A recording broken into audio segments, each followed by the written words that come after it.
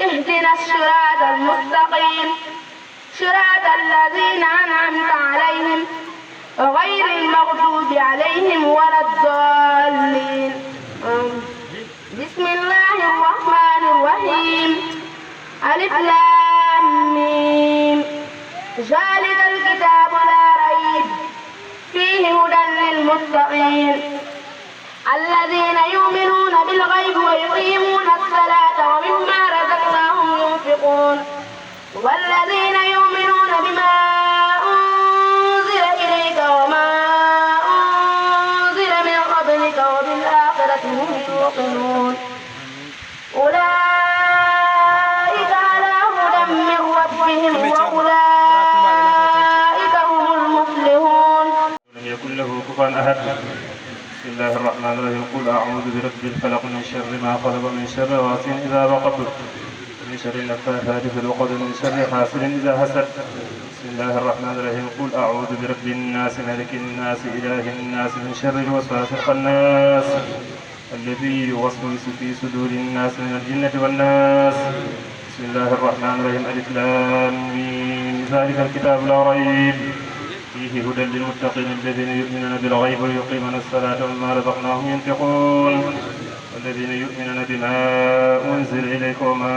أنزل من قبلك وبالآخرة هم يوقنون أولئك على هدى من ربهم وأولئك هم المفلحون.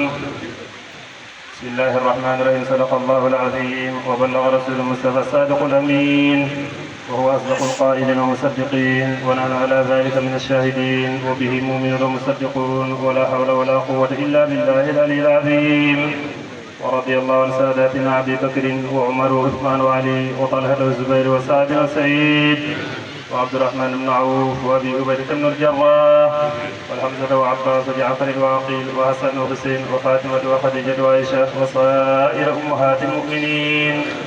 ورضي الله عن أصحاب رسول الله صلى الله عليه وسلم أجمعين وعن التابعين وتابعي تابعين لهم بإحسان إلى يوم الدين. اللهم اجعلنا يا مولانا من المحبين تابعين لهم بإحسان إلى يوم الدين. اللهم اجعل القرآن العظيم ربيع قلوبنا. اللهم نوّر به قلوبنا وقبورنا واشرح به صدورنا ويسر به أمورنا واكتم لما فيه رضاك عنا. اللهم اجعل القرآن العظيم أمامنا وقائدنا إلى الجنة ولا تجعل خلفنا سائقنا إلى النار. اللهم اجعل القرآن العظيم شافيا مشفعا فينا ولا تجعله ماهلا مصدعا فينا. اللهم اجعله لنا ولا تجعله علينا. اللهم ارزقنا تلاوته وحلاوته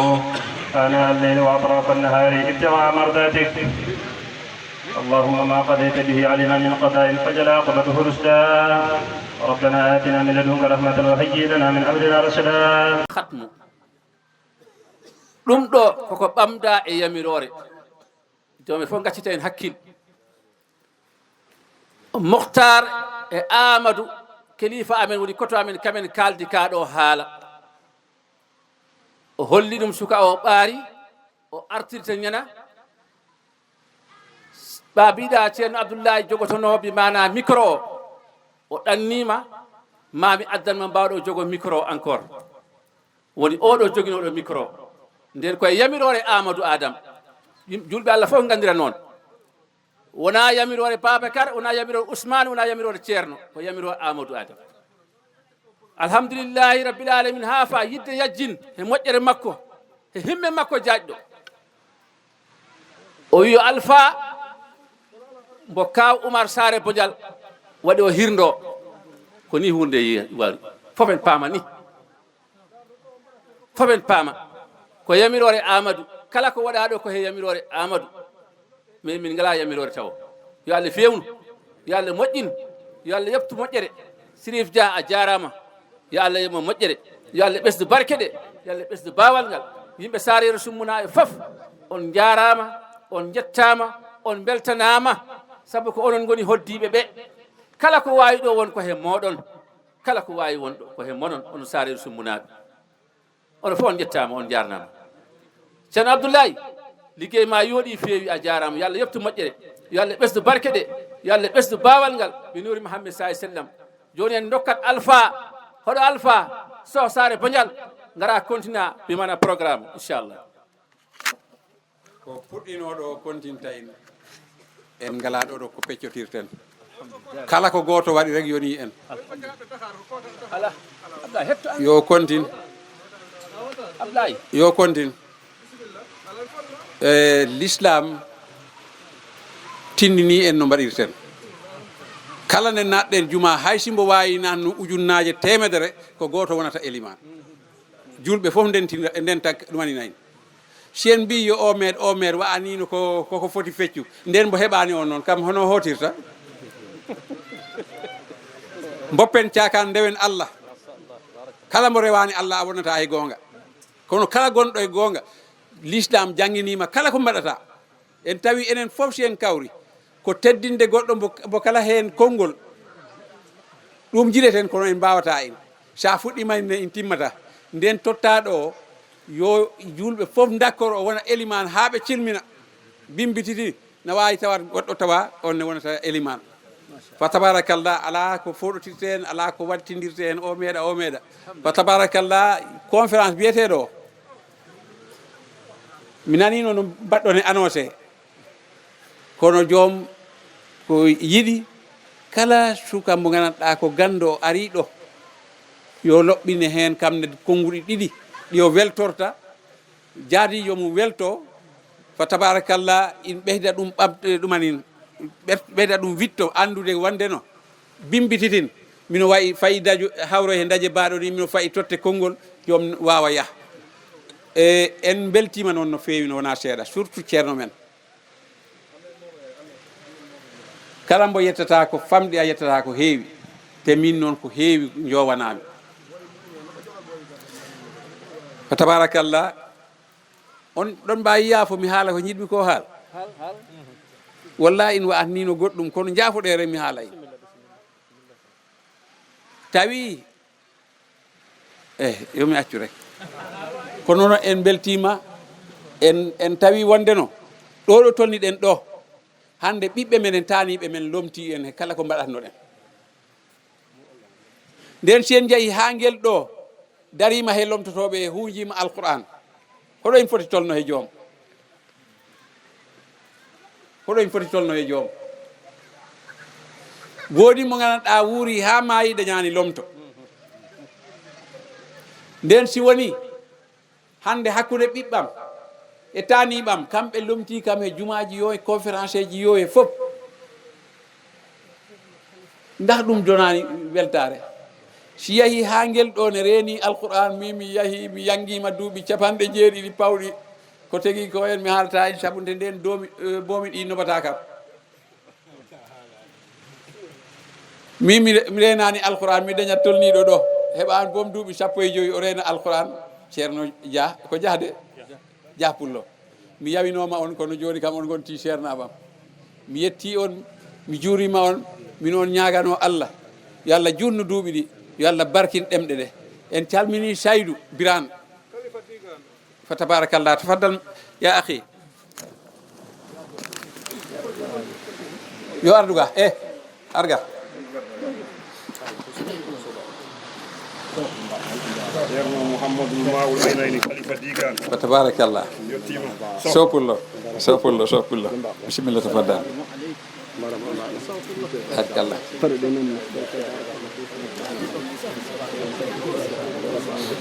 Adame bismillah.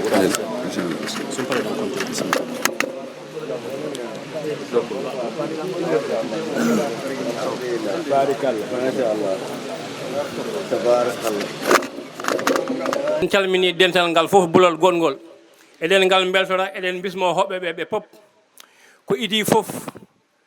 taniɓe ñale on calminama on juurama ardade bijji egge ba Sare Candeli e Moussa Cabbi miñum on jiyama on panorama tundu o guili ɓaan ha tawa ha sa sutura ha sare séɗin caako onon fof on jiyama on beltanama ɓuuri jaɓɓenama on jarama bisimilla moon e kaw Amadou Adame bandu men responsable men politique moƴƴo e nder men ɓinguel men baaɗi ragel men Moussa Ka ɓuuri sutura boni mbo jooɗi o salminima o ari ɗo o arti ɗo laabi ko kewi fof so tini o arat goɗɗi boom o haydara kewata kono o huɓat oto mum tan o ara juuroyade yimɓe salminideɓe e walludeɓe e teddeɓe e findinde sukaɓe e wallude mumen en ceerani he mum jemma en ñalama si weeli eɗen mum gondi si metti eɗen mum gondi Moussa Ka bisimilla ma jarama a weltanama machallah ko responsable politique kam joɗani Amadou Ba e commune Diafat garal ma ɗo minen hen beltino bete ina mawni he amen wona ngol fuɗɗi noon teddungal fof teddungal a addi ɗo ko ñamete e ko yeɗete e ko elewaɓe jangguirta e bigueji pop a addi ɗo min mbaydi sood ko abbiti he ko elew ƴettata ko janggo e français walla arabe machallah yo Allah yemma moƴƴere yo Allah yemma moƴƴere jungo ma na heyni koyngal ma ko juuti jungo ma na heyni koyngal ma ko juuti yo Allah wallu yo Allah ɓeydu barke ɗe bawngal e judde balɗe bandam en on jarama ɓerɗe amen ɓuuɓi minen Sare Yero Soumbou fof yo tundu boñal caajinaɓe Sare paade yo hono wiyete Sare boñal yo fof on jarama on beltorama on panorama e kaw Aladji Amadou Adame jolfuɓe mbi jinne bu sohla Dakar ko yegdano wallahi l azim sa solluno mboolo hay goto heɓata mboolo sabu minen gandi ɗo in fuɗɗori ɗo bijji bah mama ma defte jolfuɓe ɓe pap ɓe hen yaha Mbuuma yaha Porokan yaha Touba yaha Tiwawon yaha Medina Baye yaha ɗo kaaɗa haaɗi yaha Ndiaye Kounda ɗo jaaɗa fa tawa toon inde bijji ba si wonano bijji ba hamma baja ko felata jihad mbo anto pucci mum ɓe mbaɗatono buulel ngu bijji sita nguno waɗatono kam hamma baja ko jagari Ndiaye waɗɗo ñaawal fari mbay waɗɗo badial Kumbaraki waɗɗo mam ceerno Alioune Dem waɗɗo mam Ablaye Niass waɗɗo eyi Mamadou Lamine Bara Dem waɗɗo ha ɗum addi hande sa yeehi leydi Sénégal territoire Saloum ɗo gaɗa fof tawa ɗon ma ngaari Ndiaye walla tawa ɗon hono wiyete ngaari Badiane walla ngaari Ndiaye walla ngaari Mbengue walla ngaari Cissé walla ngaari Ndour ko gay mum wonɗo i wona ille nde hama ba jako yani o feeɗi o ari o jofani weenu wiyete ndu piracce ɗo wiyete juufen piracce hande ha hande kam iɗi ɗon lela fure defte mumen ɗe fof sa tawa hen bijji ba ina wona hande ne fuɗɗi moƴƴere tan tawɗa moƴƴere mbaɗata moƴƴere ɗumaninta wallahi leydi e manggo Allah mbanmin mi hoyɗi ngol ɗe ndewi ngol bolol fuɗnangue daniyol tal ɗengol ndewi mbolo mawɗo tayre gaska mawde woni yeeso men luggeyde e goto anda noon foti saga jaajeni ndi gaɗo fof daro jottiɗa mbiɗa lekki budden ñibɗaki e leydi nde gaska he subhanallah ñibɗa e leydi nde gaska he cate ɗe mbiɗi ga ɗe mbiɗi ga gaɗo fof wiya ngala catal he ɗakki e cirpo e goya sengo ya haaju mum ɗum tawno mbimi on ko ɗaɓɓannoɗen ko he daƴe he ina heɓama ha paadi en jaɓanama boƴal cajinaɓe on jarama onon mbani Aladji Amadou Adame kawrital ngal kawrinɗo ɗo hande ina min weeli ina min ɓuuɓi ɓerde ina min weeli ina min ɓuuɓi ɓerde machallah totanam chef mawlo aynayni ceerno maɗo malo ayni an woni baba amen hande an woni da amen an woni kaw amen an woni ceerno amen minen ma parnora Sare wuuro ngo famɗi mbo jeta e o mbo wawi famɗu kono wallahi lesi la ilaha illa huwa somin jiima e nder amen walla haɓoɓe jiima e nder mumen mbaranaɓe ɗo yo fof sa ari a jooɗima tan fof tout nayis kaw Aladji Amadou Adame kaw mum o boni woni o ono wiyete kaw Samba am boni kaw Samba am boni kaw Demba am bona kaw ono wiyete Oumar bonana ɓe ko fotodirɓe e wuuro ɗum wona ko famɗe amen yo Bocar joom Sare yo goɗɗo hande kala ko neɗɗo waɗi ɗo hay siko lappotirgol kurfeñal ɓerɗe amen ɓuuɓi Cheikh Abdourahmane Sow a jarama sabu ɗo ceerno Amadou yiya fof a yiyete ɗon ɓerɗe amen ɗe ɓuuɓi ɓuuɓgol ngol ganduɗa hoore ma hay siko guɓɓe mbannoɗen hande wallahi leydi Allah jaɓatno guɓɓe ɗe min beltima no bete min beltima min ɓesdima min parnima laar o tanta eno portable aji mbayi hande Facebook yo TikTok yo pap mina laaɓa sa yeehi karan jooɗi jiya mino dari mino haala tante jiya ɓe fof ɓe jooɗi ɓe ɓaari réseaux sociaux o wayi noon sa yeehi Espagne Allemagne France ɗo jaaɗa fof ɗo ha Arabie Saoudia joni koye direct la ko lakki joni Cheikh Mawlo aynayni wallahi la azim minen ma kooli minen ma jakori minen nana gongaji ɗi layata kala jiɗɗo haalane ko weli si ari e maɗe ko gonga tan kalanta ɗum sina ɗum wela bisimilla si welata ɗum ne an kam a ala haalde haydara ko wona tan holirde gonga ina wona ko weeɓi nde ka mawɗo hannde en nder amen minen ma parlora minen ma koolori jahde si waɗi amen simin miijima ha min miijima tan ɓerɗe ɗen ndeejo yo Allah yomma moƴƴere yo Allah juutnu kala ko Aladji Amadou Adame jiidi suudu yumma yo suudu baaba min beltima no betene wona seeɗa Cheikh Abdourahmane ɗo min tolni ɗo onon ɓuuri minen anndu onon minen mum jalata jemma e ñalawma subaka e kiikiiɗe o ala koppol fort o ala kondane jungo sammene mum jungo nde walba mum ngo ɗum reko jogii min jahat minon laaɓambo jogii ha heewi minen jahat na sawto na tottire yimɓe min taƴinombo tottira hay nuwo tag mi anda ɗo ɗo min tolnide hay mbuɗo heɗorani ɗum e saha baɓe irona e nelaɓe e irona mi laaɓe ɗo ɗo min tolnide minen tolni e zéro simbo feccuno o totti kam o luɓo kam mbo in tottira ha ko jogi ha ko wenno kam kone huuɓa mi anda minen daari e zéro hoolade Allah weeli seeɗa re Allah taƴino min o totta min ko ɓuri ko tottunoɗum ko o tottiri o wiyata min ni si minen gartata min yo Allah yom moƴƴere yo Allah junnu balɗe ɗe yo Allah junnu balɗe ɗe komin jiiɗi ko haal alhamdulillah rabbina onon ɓaɓɓoton in gandi ala o yo o gorko yo debbo ɗiɗi jiiɗa ɗo ɓorniɗo hen mo jiiɗa ɗo foof kam seki mbo addi worɓe yo rewɓe sappo e ɗiɗi complet hitande foof e complet en mbo o jignaɗo mum jafode kam salamu aleykum wa rahmatullahi wa barakatuh alhamdulillah rabbil alamin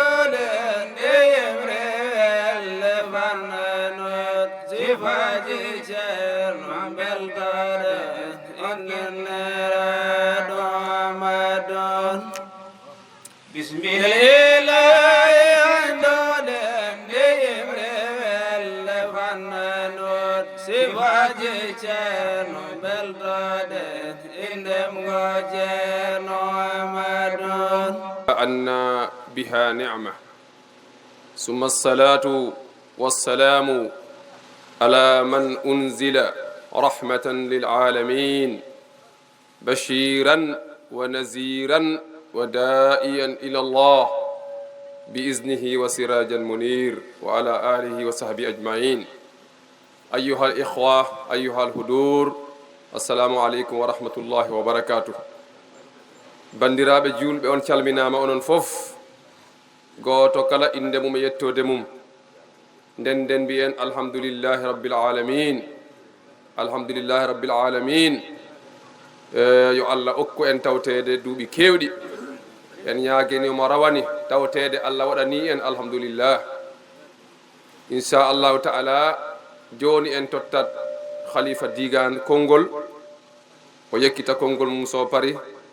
inchallah enen ne beddoɗen hen kongi seeɗa haysi heewani kongi jettoro tan en jarama e duwaw boppiren seeɗen ɓe micro o ɓe ciftina en ko fate jomirawo so Allah jaaɓi ɓe yimɓe nde yimre joni ɓe jimani nde ko mbarodi Allah Aladji Ahmadou Sare Yero Soumbou ko kam innira mbarodi Allah nononi Asadullah o woni tokora Hamza ɓi Abdoul Moutalib mo ganduɗa ko babiraɗo nelaɗo ko kanko nelaɗo innirɗo Asadullah wa asadu rasuli mbarodi Allah e mbarodi nelaɗo Allah adduno in ko golle wona kam tan jiide e nelaɗo wona kam tan gumi nelaɗo kono ko golle o gollino ha nelaɗo wi Hamza o baba Hamza kam woni mbarodi Allah kam woni mbarodi nelaɗo Allah ko nden inde noon min ƴefti min mbattani nde Aladji Amadou o woni tokora Hamza o woni Asadullah wa asadu rasuli nden ɓeɗo sukaɓe ɗiɗo woni Seydina Ali e Aladji Bara ɗon gandi ko yimoɓe Allah mbo ɓe okki hikma jimbri machallah ɓe juɓɓini nde ɗo yimre ɓe jimide Aladji Amadou mbarodi Allah nden Aladji Amadou ayɓi gueɗal manggal e hebde inde Hamza mbarodi Allah ɗum wona ko weeɓi yo faa yeeso ya rabbal alamin o totti on ujunnaje 10 o wi mbo welti hen no feewi ɓe tegi hen kadi seeɗa walla ko heewi sah babacar he Aladji Abdallah ɓe tegi hen kamenne hunde ɓe ɓesditani on hen inchallah ceerno wi weltanima on no feewi yo Allah yoɓ on moƴƴere yo Allah windan mon baraji nda hokkuɓe ya rabbal alamin joni ko totteten ceerno o konngol ngol inchallah si Allah jaaɓi o wimbo heejina e salminandu joom Sare he imam e dendagal anduɓe hawruɓe ɗo e dendagal helifaɓe hawruɓe ɗo e jeetaye hande sérigne bi neena képp ko gis mbooloo mi tey nga xam ne mbooloo bu dëggu la képp koo ci gis xar kanamam rek nga xam ne kii am na lu yàlla def ci moom sérigne bi neena kon nag Aladji Ahmadou Ba ñun ñëpp nañ maase ñaan yal na ko yàlla may gudd fan ndaxte gudd fanam am na njëriñ lool ndax teraanga kese lay jëflanteeg doomu aadama yi jëriñ na ba jëriñ ñoo xam ne ñoom moom sax xamu leen te ñoom sax daanaka xamuñ ko woon loolu nag dafa rëy lool ci yàlla borom bi subhanahu wa taala loolu moo tax sëriñ bi nee na Aladji Amadou dangay yokk at bu ne insha allahu taala yazdaadu fi kulli sana ndax feek yaa ngi dimbale doomu aadama yàlla du dendi la dimbale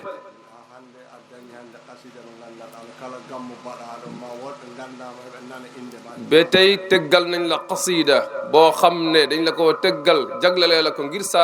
liggéey ngir sa teraanga ba fu ñu toll si gàmmo yi ak ziyaar yi dangay dégg ne ñu woy qasida boobu fépp rek dañ ko dégg foofu insha allahu taala si télé yi ak si réseaux sociaux si fépp rek insha allah fii ba bitim réew insha allah loolu moo tax jëf ju baax rek moo am solo loolu moo tax jëf ju baax rek moo am solo sëriñ bi nee na Aladji Amadou mooy kan sëriñ bi nee na bam ko xamee ak léegi mu mat 20 fukki at waaye bi mu fii ñëw daanaka mu ngi toll si fukki at waaye nag Aladji Amadou yàlla def na ci moom sirru secret yàlla gàmmo dafay xëy fale ca diigaan fekk Aladji Amadou ñëwut waaye lépp loo xam ne rek teraanga la bu jëm si gàmmo mooy guddi yonent bi moom dina ko def yónnee ko ba daaw rek ci siyaare ba nga xam ne defal lañ ko sëriñ bi foofu ci diigaan lépp lañ fa def keroog Aladji Amadou mii moo ko def moo yëkkati alal ju bari boole ko yëkk bi ñu yóbbu ko diigaan ñu defee ko bernde mu ne sabab yi tamit ñu dem siyaare ji sëriñ bi fale si diigaan génnewul si gémmeñu kenn wala xalaatu kenn ku dul Aladji Amadou fale la ko xalaatee si pasi booba it man maa doon jottale micro bi Aladji Amadou ñëw déema ko ma wax ko sëriñ bi mu kontaan ci lool keroog na jàpp micro bi mu ne nañ dem ziyaar yi jaamu yàlla bi nekk fala ci diigaan sëriñ bi nee na loolu rëy ci moom lool ndax loolu yokkuteem la moom sëriñ bi si fànn yépp nag ndaxte am na mbokk bu fi nekkoon ay dégg-dégg yu rafet yu fi nekkoon booba ñoom keroog si jour boobu wala si ziyaar boobu lañ commencé ñëw diigaan mu ne teraanga boobu Aladji Amadou defal na ko diigaan kon nag sëriñ bi mu ngi ñaan yàlla yàggal Aladji Amadou yéen ñi nga xam ne yéen a dëkkee fii ci réew Saalum sëriñ bi nee na gërëm na leneen ñépp ndaxte da ngeen di def jëf joo xam ne dara gënu koo rafet ci àddina ndax mbooloo ànd yàlla subhanahu wa taala nee na si lammeñ yonent bi kand yermaande la waaye teqali ko mbugal la nii ngeen maasee doon benn bokk di yëkkanti doon di doonandoo di xëccandoo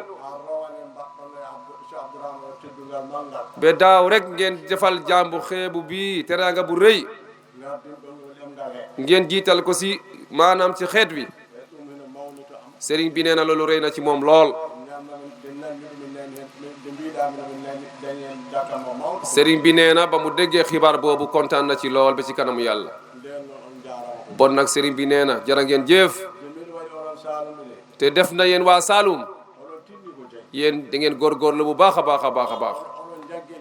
ndaxte yéen gis sëriñ bi seetu la ne jàpp ngeen ci lislaam bu baax ndax képp ku fi nekk lépp loo xam ne xalifa def koy def ci lislaam mu ne kenn si yéen mën na koo doxal yàlla moo leen ko may yàlla may leen itam fépp boo xam ne ñëw nga si kër da nga fa nekk da nga fekk néegu yàlla dëkk boo ñëw rek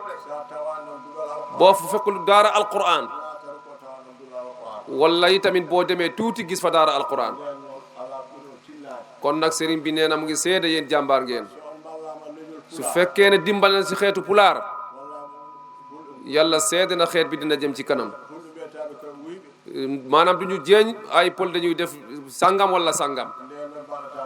kon du ngeen def lu bon ndax koo xam ne dañ koo jàngal ñu yar ko du xam lu bon kon nag loolu yëpp seen jëf la Aladji Amadou daal sëriñ bi démb rek si gàmmo la fanaan ci fale ca njaawal di gàmmo boo xam ne sax xaw naa métti ndaxte suba 10 heures ci lañ nekk si gàmmo gi fa lañ fanaan ba fajiri suba teel la xëyee foofa